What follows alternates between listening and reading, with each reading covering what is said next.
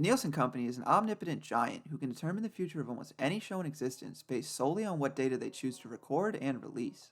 Luckily, though, they've used this power to foster a sense of trust within the community, opting to present the data in as objective a manner as possible without ever showing favoritism to anything or anyone. This has allowed television shows to compete on more even footing based on their merit and performance more than anything else. My name's Semantics, and today I'm going through their history. They've been around for a pretty long time, and it's going to take a minute or two to go through everything that they've been through, but I'm going to try to be as concise as possible while still going through everything important. Anyway, let's get right into things. The Nielsen Company is widely known for collecting data on various consumer markets. They then sell that compiled data to advertisers, radio stations, television networks, or really anyone who wants to pay for it in order to turn a profit. That's the basic structure that the Nielsen Company's followed for nearly a century, and during this time, they've been one of the largest and most successful market research companies in the world. They currently have over 46,000 employees, with a yearly revenue hovering around $6.3 billion. Their business model is mainly split between two divisions. Both of these divisions conduct market research, with the major difference being that the buy side operates within the consumer goods market, while the watch side focuses on whatever media people are watching. On the watch side, Nielsen collects media data in 47 countries, representing 80% of the worldwide advertising spending, and it accounts for over 55% of their total business model. I'm going to be focusing on this side of the company because I make videos about TV shows, but the buy side is incredibly complex, with Nielsen operating in over 100 different countries, accounting for 90% of the worldwide GDP. Before I get into the history, I need to dispel some misunderstandings that I've seen across the community. The Nielsen Company is often lumped into the same group as Rotten Tomatoes and IMDb in articles and other opinion pieces that you'll find across the internet. This is wrong for a number of reasons, which I go into the video you're seeing now, but the quick summary is that IMDb and Rotten Tomatoes use user ratings and reviews, while the Nielsen Company uses viewership statistics accumulated from a diverse but consistent pool of families across the nation. Alright, moving on. The company was founded back in the year 1923 under the name A.C. Nielsen with the purpose of testing conveyor belts and generators by namesake Arthur Charles Nielsen. In that same year, they would produce their first surveys on market research and performance, and over the next decade, the company started to provide consumer data to different companies. In 1932, the company would produce the first retail index that tracked the flow of purchases. This method allowed companies to determine their share of the market, or market share, a term Arthur actually invented along with the entire method of data collection it's based on. So yeah, he's a pretty important pioneer in this industry. The method worked like this. Basically, the data was collected by auditors who would survey the shelves of various stores day to day in order to determine the pattern of sales and what was selling the most. In the following year, AC Nielsen purchased Autometer, which was a little device that you could attach to a radio that would record when it was on and what station it was set to. In 1942, they fully launched the Nielsen Radio Index, which they had begun work on just 6 years prior following the acquisition of Autometer.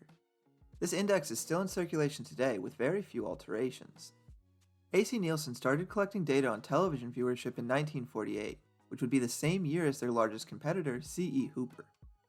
Just 2 years later, AC Nielsen made the decision to purchase their competitor, which allowed them to enter into a larger market, as well as consolidate Hooper's data with their own, making their statistics more accurate and diverse. Okay, so I literally just found this out while editing this video together, but like 4 years after selling C.E. Hooper to AC Nielsen, Claude Hooper was killed in a boating accident when he was hit in the head by the prop. It's not really at all relevant to the video, but I thought it was pretty interesting. Following this acquisition, the company had a total of 1,200 meters placed within television sets. These meters were clunky and used photographic film to record the data. They then required the user to mail said photographic film cartridges to the company in order for them to collect the data on their viewing habits. They would also send out a diary to a smaller group of Americans starting in 1953, wherein they could record their TV viewership before mailing it in as well. AC Nielsen would take these two sets of data and combine them, allowing for an estimate of the total amount of TV viewers and the demographic breakdown. Now, both of these methods required a lot of trust between AC Nielsen and the family, because they could just lie in their diary or even just forget to record something, thus resulting in skewed data. And this outdated system of gathering data would stick around for several more decades. In 1956, the company opened its first branch operations facility in Fond du Lac, Wisconsin, which is once again not super important, but Fond du Lac is the city next to where I live, so I just thought it was kind of cool to see that.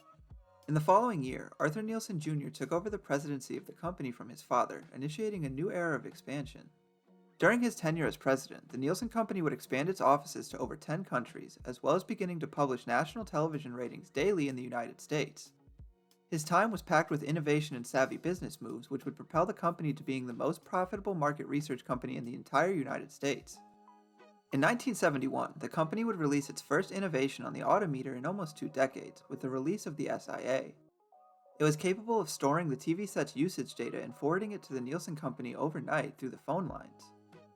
Just 6 years later, in 1977, they would implement a system that automatically sent the viewership data straight to local affiliate stations and networks, giving immediate results rather than having to wait until the following day to see how a show performed.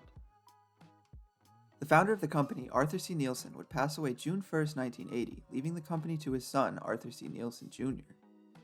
In 1984, Arthur Nielsen Jr. sold AC Nielsen to the Dun & Bradstreet Company, relinquishing the position and ownership within AC Nielsen his family had held since its inception. Following this purchase, they released the People Meter, which was a little remote which allowed users to push a button for when someone entered or left the room. These little devices allowed for even more accurate viewership numbers but were costly to install and required tiresome adjustments from the users. If not for the advancements made in advertising strategies caused by television use becoming more prevalent in everyday life, the watch side of Nielsen may not have made it out of the 1980s. Speaking of the different sides of the company, I need to talk about the buy side to continue this story. Because in 1996, D&B split Nielsen into two companies, Nielsen Media Research and AC Nielsen. NMR was responsible for, you guessed it, television and media research, while AC Nielsen was made responsible for the consumer shopping and box office data the company had been collecting since the early 1930s.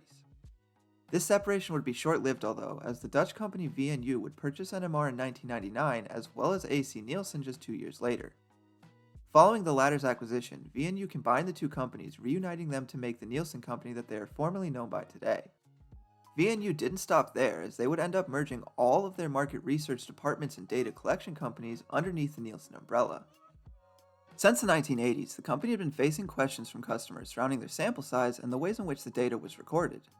Following decades of these inquiries, the Nielsen company finally released the Automated Local People Meter, or LPM, in 2003.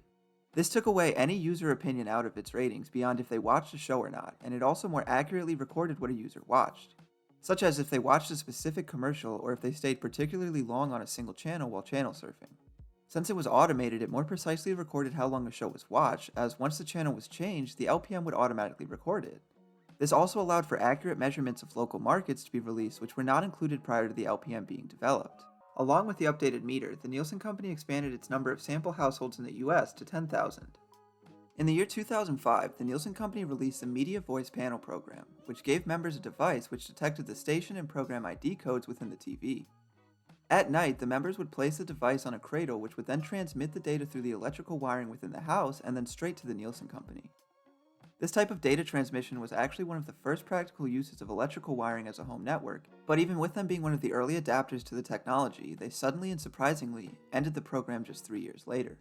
They gave users only a 1-week notice before ending the program entirely in March of 2008. That same year, the company, now having access to more viewership data than ever before, started releasing quarterly reports on the usage across the 3 screens. This included television, internet, and mobile viewership data.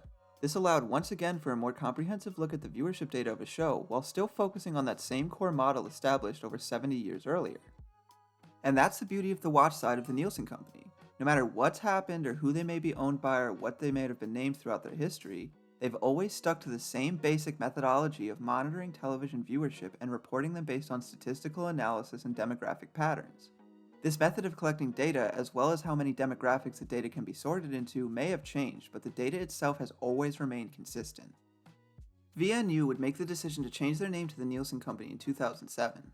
In 2011, the company would go public, generating $1.8 billion and giving the Nielsen Company the largest private equity-backed initial public offering ever. The company became the first official market researcher for the Olympic Games in 2012, as well as being ranked the 30th most innovative company in the world by Forbes in 2017. And that's where I'm going to leave things, because over the next decade, most of the changes to the company have been administrative and personnel changes which aren't really that relevant to the company's history. Their parent company, Nielsen Holdings, has undergone various mergers and has even changed its country of incorporation. But the only other thing that's happened in the following years for the Nielsen Company was that they tried to continue to grow by purchasing new companies in an attempt to offer a more complete view at an ever-changing market. This didn't work very well in retrospect, as they usually ended up selling the companies a few years later when they weren't living up to expectations. And that's one of the main problems the Nielsen watch side is currently facing. They keep trying to account for the growth of viewership in new fields like streaming and YouTube, but just can't seem to find a reliable way to collect this data accurately. Streaming giants Netflix and Hulu are reportedly hostile to the idea of the Nielsen company tracking their streaming viewership data, opting instead to handle it internally while allowing the Nielsen company to track their live TV statistics. For example, Hulu's live TV option costs $65, while regular Hulu is a lot cheaper at like $6, meaning the data that they do provide to the Nielsen company is still very limited. The reasoning for this could be a lot of different things, but I really think it primarily comes down to the fact that they don't want a third party like the Nielsen company informing advertisers what kinds of numbers their shows are actually getting. For example, it very recently came out that it only takes Netflix 2 minutes of you watching a program before you're counted the same as somebody who watched the entire thing. The Nielsen company's model accounts for short time watched and would result in much lower viewership ratings for the streaming services, meaning less leverage to charge advertisers higher rates. Another criticism that's often been leveled at the Nielsen company over the years has been that their sample size isn't large enough to offer a comprehensive view of the market trends without statistical anomalies being too prevalent. And that's a valid complaint. The way that they go about getting their ratings is from having a large group of viewers to draw from. I mean, instead of recording the data from the over 100 million TV homes in the United States, they instead only watch, say, 5,000 TV homes and then expand the ratio to the national scale. Now, that's not the exact math. As per the Nielsen company, one tracked viewer represents about 50,000 Americans, but this still means that statistical anomalies can come up quite frequently. Let's say that I own a TV and I never use it, but I still get cable with my internet. I would be counted as one of those 100 million television homes even though I've never turned on my television and have never watched a single ad. The ad company would still be paying just like I did. This is obviously an outlier, but things like this where not every viewer is actually recorded and there's no accurate account of what everyone is watching causes advertisers to pay more for something that isn't actually consistent. This could also work the opposite way, as I could own a TV and watch 3 times the average of someone inside my demographic, meaning that the ad company is now paying less than they should, so it kind of balances out. But considering how widely trusted the Nielsen company is with its clients, which includes Disney, Fox, NBC Universal, and many other giant companies just on the watch side alone, along with the relative ease at which you can compare how 2 competing shows performed within the same markets, I tend to believe the data falls more on the side of an accurate representation of the market rather than the alternative. And that's about all I got. I hope you liked this video on the history of the Nielsen company, and if you learned something new, then why not hit that subscribe button and leave a comment below.